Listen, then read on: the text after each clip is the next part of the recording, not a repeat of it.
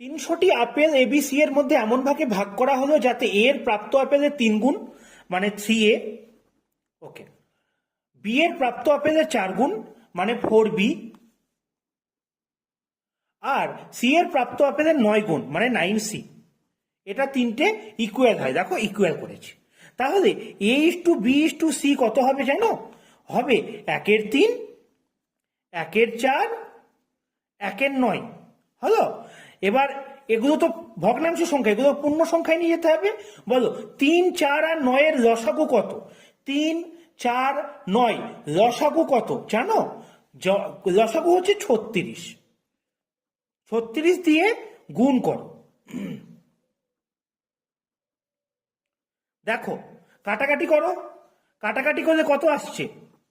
12, 9, 4।